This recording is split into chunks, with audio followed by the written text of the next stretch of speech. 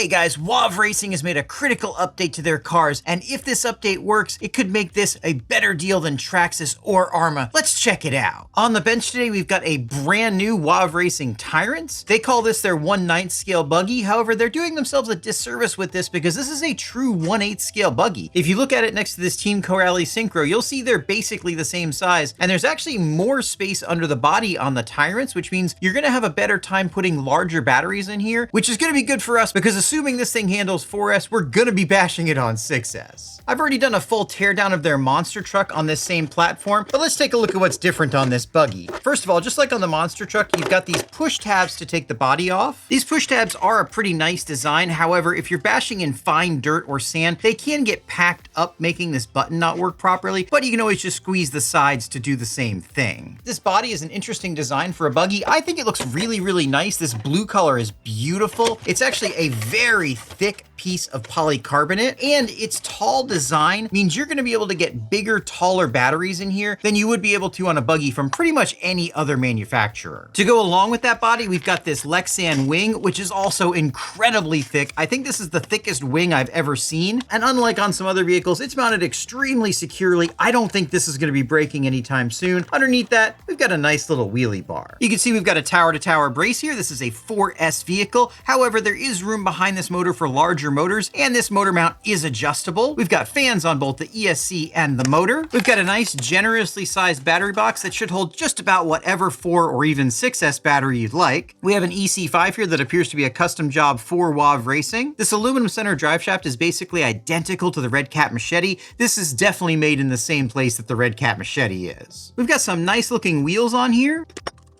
They come with very secure feeling serrated wheel nuts. Unlike on the Blitzkrieg monster truck, these wheels are very standard size. They're a little bit bigger than a regular buggy wheel and tire, but the offset's pretty standard. So any standard 1/8 scale buggy wheel and tire should fit just fine on here. Now I'm not gonna get too far into the chassis on this thing because I've already done a full teardown on my Blitzkrieg video. You can always check that out, but we do have a pretty much all plastic chassis, including plastic drive shafts. One thing I do wanna do is add some thicker center differential fluid to this, so let's do that now.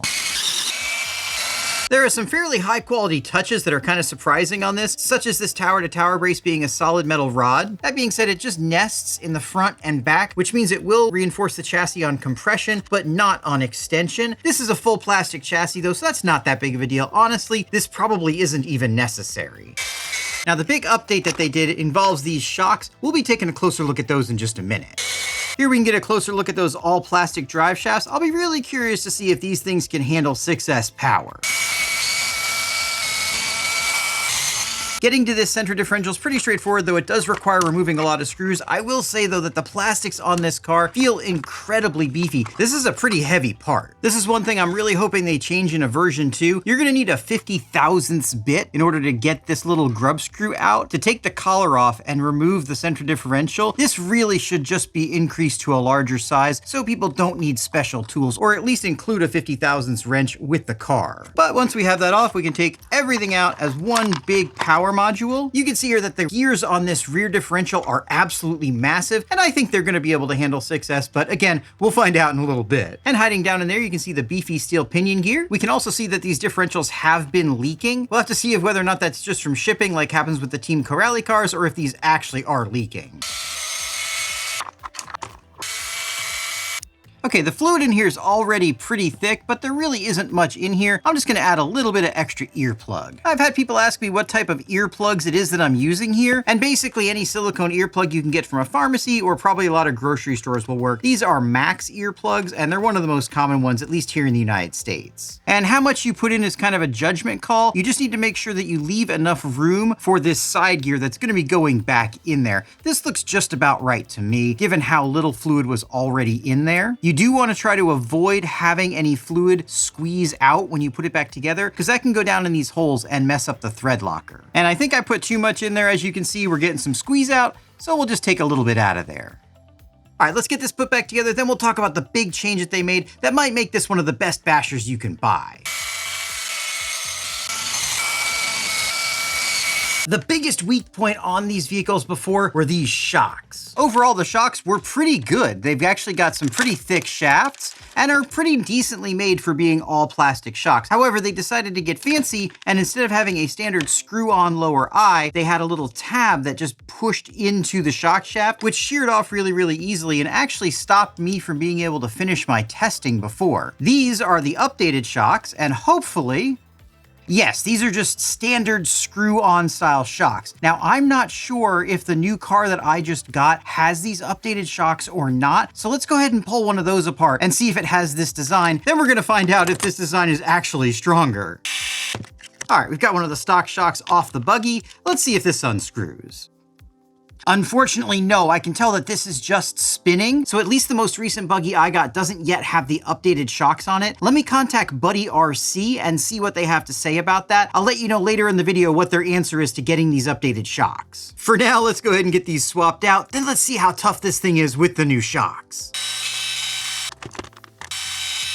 The original shocks seem to handle light bashing just fine, so let's get a battery in here and take it straight to the big ramp.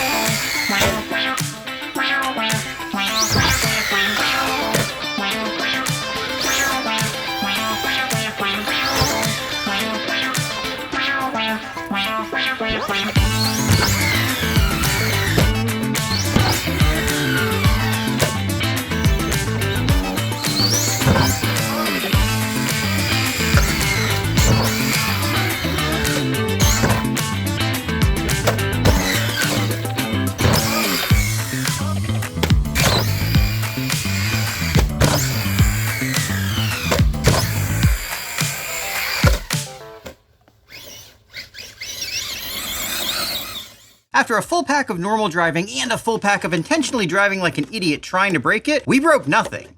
We damaged the front of the body a little bit, and we beat up the wing pretty badly, but that's to be expected. Nothing mechanical broke in the car, including the updated shocks. Now, I did hear back from Buddy RC on the status of these shocks. I'll let you know at the end of the video what they said about that, but for now, let's trugify it with 6S and some bigger tires, see how it handles stress it wasn't made for. This stock ESC actually seems pretty good for a 4S ESC. It's got plenty of power and seems pretty responsive while staying cool in the process. However, at least as far as I can tell, it's not programmable, which is a bit of a limitation. And of course, it's not 6S, which is a big limitation for what we're going to be doing. The receiver box is actually underneath this, mounted in the same place as the servo. One of the main reasons why you don't see waterproof receiver boxes on a lot of cars is because Traxxas actually has a patent on some of the main waterproofing technology for receiver boxes. I'm actually gonna have a video coming out soon where I take a deep dive into Traxxas's legal practices in this industry and how it's affected other companies. They've done some pretty interesting things over the years, so make sure you get subscribed if you wanna see that. While we're in here, I'm gonna go ahead and replace this servo. The servo seems to have a decent amount of power, but it's not very fast. All right, I might be late to the party to discover this, but unfortunately the stock servo is 23 tooth. Now there are 23 tooth servos available, but I don't have any. And unfortunately, because the servo saver is built into the servo horn here, simply replacing it with a regular servo horn isn't going to work. There are some servo horns out there that might work. The Losi LMT one comes to mind, but we would have to try that in the future. In the next version, this definitely needs to be 25 tooth. I'm not sure if this stock servo is 7.4 volts capable or not, but this ESC is gonna be putting out 7.4 volts, so I guess we're gonna find out. So this screw is completely stripped out. I'm not sure if I did that or if it came like that from the factory, but this is a great time to talk about what to do if you have this problem. The obvious easiest solution is just to replace the part that the thread is stripped out in. Usually they're pretty cheap if they're plastic, and that's a guaranteed fix. However, if you're not going to do that, we do have a few other options. The first one is you can try putting some super glue down into the hole. That sometimes works. Another option would be to take the tail of a zip tie and put it down into the hole, then put the screw in. That can also work, although it is probably just a temporary solution. Or the solution I prefer the most is just put in a longer screw. We can see just how deep the hole is by taking something like this small 1.5 millimeter bit, pushing it all the way down to the hole till it stops, put your thumbnail there, and remove it, and you can see that the screw hole is way longer than the screw itself. So let me see if I can find a longer screw. This one should work well. It's quite a bit longer than the original screw, so it should have some nice fresh plastic to get purchase on, but it's more shallow than the hole is. Now, you need to be really careful when doing this and be cognizant of what's on the other side of that hole. Sometimes these holes will go all the way through to something important, and if you screw into something like a servo, ESC, or receiver, you could damage it. And there we go, she tightened up and is good to go. Now all we need to do is put the bigger tires on here. These Badland 2.8s with 17 millimeter hexes are usually perfect for trugifying a buggy. They're a little bit taller, have a decent offset, usually clear everything, and give you a bigger, wider car without going crazy. And there we go, guys. I think it looks absolutely awesome. Cannot wait to try this on 6S. Let's see how it does. All right, now this is gonna be a wet lap, so it's not gonna be as fast as it could be in the dry, but let's see just how fast this thing is on 6S. Okay, we are definitely gonna be wheelie limited. Still pretty quick though. Let's give her a couple more passes.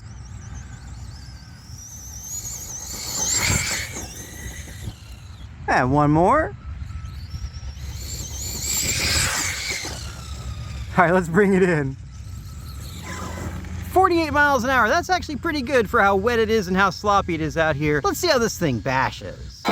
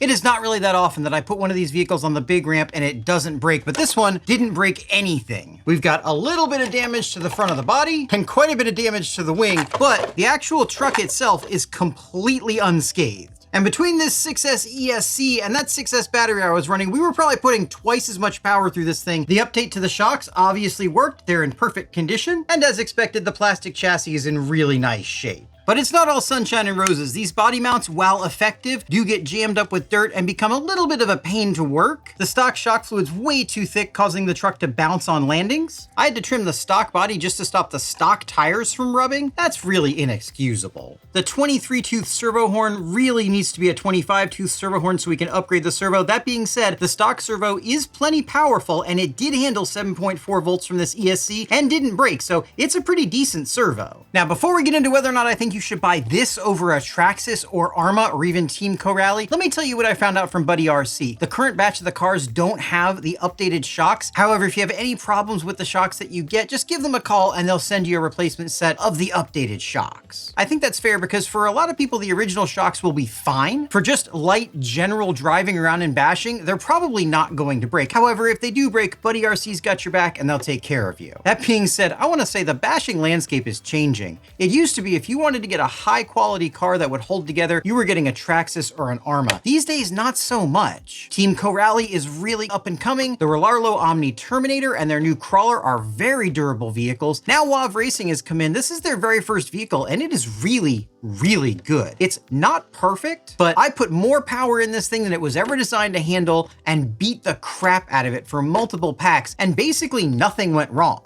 For 330 bucks, I think this is a pretty compelling option, especially with the buggy body being tall enough to fit whatever batteries you want. That's rare and not something I can say any other manufacturer is doing right now. Even the Arrma Typhon body is a little bit too low for some really tall 6S packs. The negatives are going to be parts availability and upgrade availability. If you want to upgrade, this isn't the car for you. If you want to go down to your local hobby shop and buy spare parts, if for some odd reason you need them, this isn't the car for you. However, Buddy RC does seem to be pretty committed to this platform, and they have pretty much all the parts you would need for it. And if you don't care about upgrading and you just want a really tough, durable car, this could be a great option for you. Another great option for you could be one of these videos.